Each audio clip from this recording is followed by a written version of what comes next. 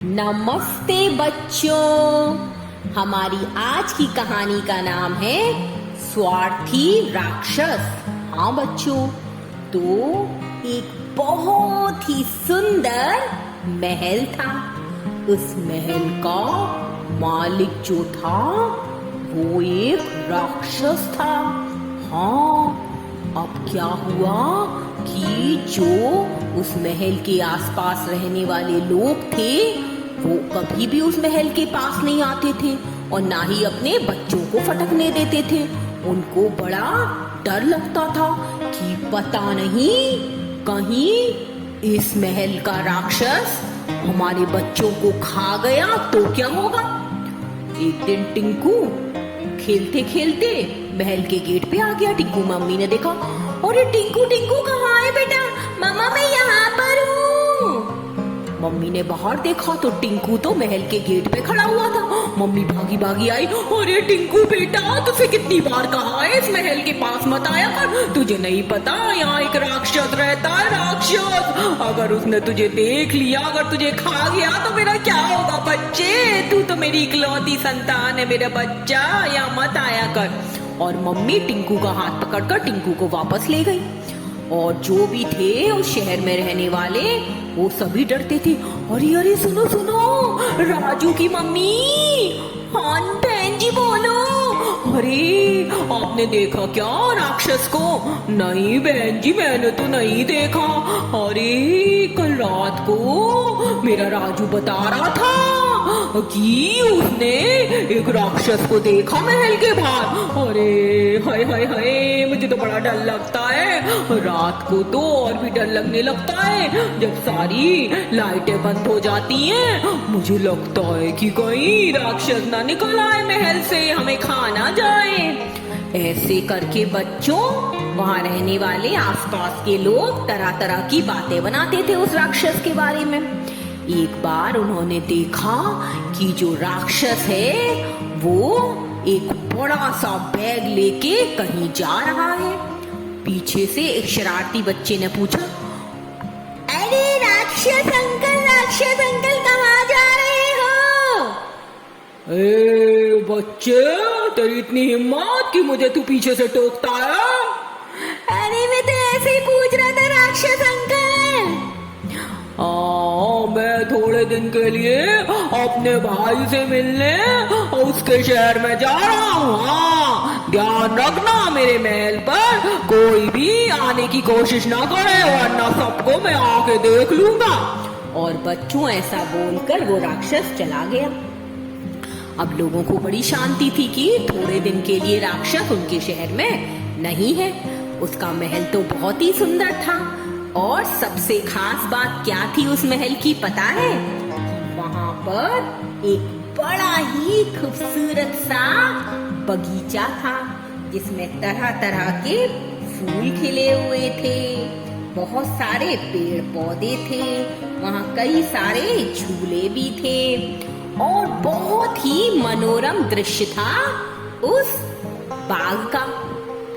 अब बच्चों ने देखा कि राक्षस अंकल तो चले गए हैं, तो बच्चों ने सोचा, अरे सुन मुन्नी। हाँ राजू बोल। अरे मुन्नी चल राक्षस अंकल के बाग में चलकर खेलेंगे, झूला झूलेंगे। और मुन्नी और राजू पहुंच गए। ये देखकर और भी बाकी बच्चे थे जो उसी शहर के वो भी पहुंचने लगे और धीरे धीरे कर सारे बच्चे उसी बगीचे में खेलने लगते थे। शाम को बड़ी मौज मस्ती करते थे। राक्षस तो था नहीं उन्हें टोकने वाला। अब उनके पेरेंट्स भी कुछ नहीं बोलते थे। सारे बच्चे पूरे दिन खूब धमा चौकड़ी मचाते थे और जब थक जाते थे तो घर वापस आ जाते थे। उनकी गर्मियों की छुट्टियां भी चल रही थी इसलिए वो घर में ही थे। अब ऐसे ही दिन बीतने लगे। थोड़े दिनों बाद राक्षस अपने महल में लौटा। उसने अपना बगीचा देखा। अरे वाह क्या बात है, मैं इतने समय नहीं था और फिर भी मेरा बगीचा कितना सुंदर है। फूल भी खिले हुए हैं, पेड़ पे हरे हरे पत्ते लगे हुए हैं। प्रकृति, थैंक यू। तुमने मेरे पीछे भी मेरे बगीचे का कितना ख्याल रखा, थैंक यू प्रकृति। बच्चों, जो राक्षस था वो प्रकृति यानी कि नेचर को थैंक यू बोल रहा था कि नेचर ने उसके बगीचे को उसके ना होने पर भी कितना हरा भरा रखा। वरना जैसे आप चले जाते हो और अपने घर में गार्डन में पानी नहीं डालते हो तो पेड़ पौधे सूख जाते हैं ना, पर उसका तो कोई भी पेड़ पौधा नहीं सूखा था, वो नहीं था, फिर भी उसने सब प्रकृति को थैंक यू बोला। वो अंदर आ गया, उसको बड़ी तेज नींद आ रही थी, वो जाकर अपने बिस्तर पर सो गया। बच्चों, शाम हुई।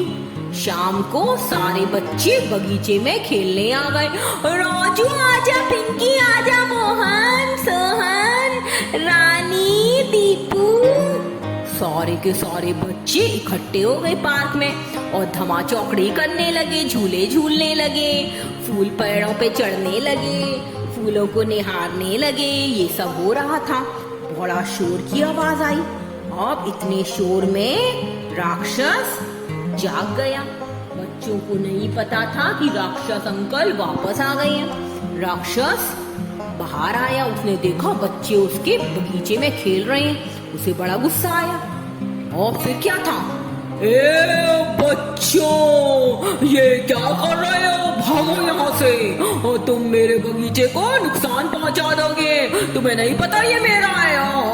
तो मेरे पीछे भी तुम मेरे बगीचे को नुकसान पहुंचाते होगे। भागो यहाँ से, नहीं तो खा जाऊंगा पकड़ के एक एक को। भागो भागो। और बच्चे डर के मारे, न न न अंकल जाते हैं, sorry uncle, sorry sorry sorry uncle, हम जा रहे हैं, जा रहे हैं। अरे पिंकू भाग, मुन्नी भाग, दीपू दीपू जल्दी आ, आए, भाग जा, भाग ले यहाँ से।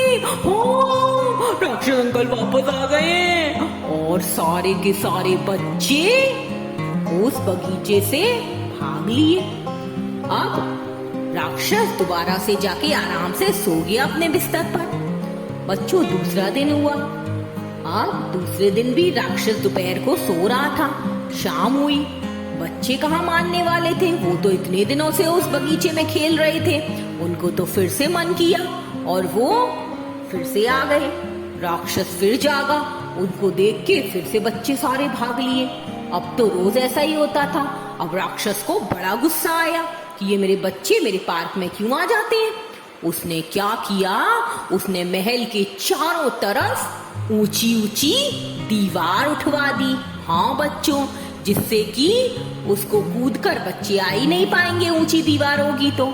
अब बच्चे सोचने लगे बाहर खड़े होके, अरे दीपू देखना, राक्षस अंकल ने कितनी बड़ी दीवार करा दी। और राजू, अब हम पार्क में खेलने कैसे जाएंगे? मुन्नी मुन्नी, अरे देखना, मेरे को उस पेड़ पे चढ़ना बहुत अच्छा लगता था, अब मैं कैसे चढ़ूंगा उस पेड़ पर? बच्चे ऐसी ऐसी बातें कर रहे थे क्योंकि अब वो पार्क के अंदर घुस नहीं सकते थे। अब राक्षस आराम से सो जाता था, कोई उसको डिस्टर्ब नहीं करता था। फिर जब वो सो के उठा तो उसने एक दिन देखा कि उसके बगीचे में जो पेड़ थे उसकी पत्तियां झड़ गई थी, फूल जो थे वो मुरझा गए थे, घास जो थी वो मुरझा गई थी और जो हरा भरा बगीचा था वो बिल्कुल बंजर हो गया था। तो वो सोचने लगा, ऐसा कैसे हो गया भाई? हाँ, अच्छा लगता है, मौसम ऐसा है। हाँ, पतझड़ का मौसम है, जब बसंत ऋतु आएगी तो फिर से पेड़ पौधे हरे भरे हो जाएंगे। चलो अभी इंतजार करता हूँ। और बच्चों, दिन बीत गए, बसंत ऋतु आई, फिर भी पेड़ वैसे की वैसे, पूरा बगीचा वैसे की वैसे मुरझाया हुआ। ना पेड़ों पे पत्तियां आई, ना फूल खिले और ना ही घास खिली। सब कुछ बड़ा ही खराब सा लग रहा था। जो खूबसूरत सा उसका बगीचा था वो बिल्कुल उजड़ गया था। अब वो सोचने लगा कि ये क्या हुआ, उसको समझ ही नहीं आ रहा था। अब उधर क्या हुआ, जो बच्चे थे उन्होंने कहीं से एक ऊंची सीढ़ी मिल गई उनको, जो होती है ना लैडर। वो उस लैडर पर चढ़कर पार्क के अंदर आने लगे और सारे बच्चों को भी वो ले आए और फिर से उन्होंने धमाचौकड़ी शुरू कर दी। जब बच्चे वहां आ गए तो क्या हुआ पता है आपको? फिर से वहां के फूल खिलने लगे, पेड़ों पर हरी हरी नई पत्तियां आ गईं, सब कुछ हरा भरा हो गया और बड़ा ही खूबसूरत हो गया बगीचा पहले जैसा। अब राक्षस ने आवाज सुन के बाहर जाके देखा। अरे बच्चों, तुम फिर वापस आ गए, तुम्हारी इतनी हिम्मत! मैंने इतनी बड़ी दीवार बनवाई थी, उसको भी लांघ कर तुम कैसे आ गए? ऐसा बोल ही रहा था राक्षस कि उसकी नजर बगीचे पर गई। उसने देखा कि बगीचा तो हरा भरा हो गया है। थोड़ी देर पहले तक जो बगीचा उजड़ा हुआ था वो फिर से खिल उठा है। अब बच्चों, उसके समझते देर न लगी उसको कि ये सब तो बच्चों का ही कमाल है। प्रकृति भी यानी कि नेचर भी तभी खुश होता है जब उसको कुछ अच्छे लोगों का साथ मिलता है। बच्चों की प्रेजेंस में वो बाग हरा भरा और खिला रहता था। जब वो अकेला पड़ जाता था तो वो मुरझा जाता था। अब तो राक्षस पछताने लगा और उसने बच्चों को अपने पास बुलाया। ए बच्चों, इधर आओ, मेरे पास आओ। बच्चों, राक्षस को ऐसा सुनकर बच्चे डर गए। उन्होंने सोचा अब तो ये राक्षस हमें डांटेगा, मारेगा और हमें कहीं खाना जाए। नहीं अंकल, मैं जाता हूँ, मैं जा रहा हूँ। और बच्चे इधर उधर भागने लगे। बचाओ बचाओ, मम्मा पापा बचाओ। और बच्चे लांघ कर फिर वापस बाहर जाने लगे। तो सारे बच्चे बाहर चले गए और एक बच्चा जो था वो बाहर नहीं जा पाया, वो पेड़ के पीछे जाके छिप गया। राक्षस ने उसको देख लिया। राक्षस ने कहा, ए बच्चे, बाहर निकल के आ, तू इधर भाग मत, डर मत मुझसे, इधर आ। वो बच्चा आया। अंकल, राक्षस अंकल, मुझे मत खाना। नहीं अंकल, मेरे मम्मा पापा का क्या होगा? सॉरी अंकल, मैं कभी नहीं आऊंगा वापस आपके बगीचे में। मैं जा रहा हूँ अंकल, प्लीज मुझे माफ कर दो अंकल, सॉरी अंकल। अरे बच्चे, मुझसे डर मत, मैं इतना बुरा भी नहीं हूँ जितना तुम लोग समझते हो। ऐसा है, तू ये बता क्या कर रहा था इस पर? अंकल मैं ना ये पेड़ पे चढ़ने की कोशिश कर रहा था। अच्छा, ला मैं तुझे चढ़ाता हूँ। और बच्चों, राक्षस ने उस बच्चे को उठाकर पेड़ पर चढ़ा दिया और उससे बोला, जा अपने बाकी दोस्तों को भी बुला ले, आज से तुम लोग यहाँ पे आराम से खेलो कूदो मौज मस्ती करो, मैं किसी को भी नहीं डांटूंगा, जा।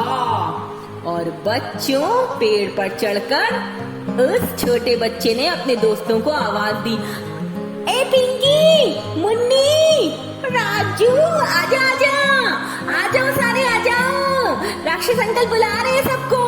सारे बच्चों आ जाओ, मैं सबको बुला रहा हूँ।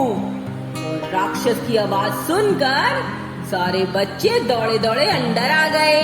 राक्षस ने महल का गेट भी खोल दिया था। अब किसी को ऊपर से दीवार लांघने की जरूरत ही नहीं थी।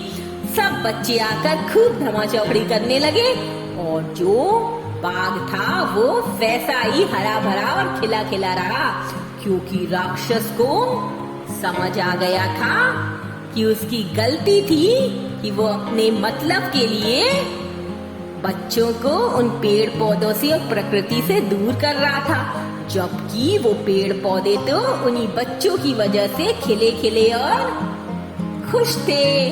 तो बच्चों, अच्छी थी ना आज की कहानी? और आपने क्या सीखा इस कहानी से? कि स्वार्थी नहीं बनना चाहिए, हर किसी की मदद करनी चाहिए।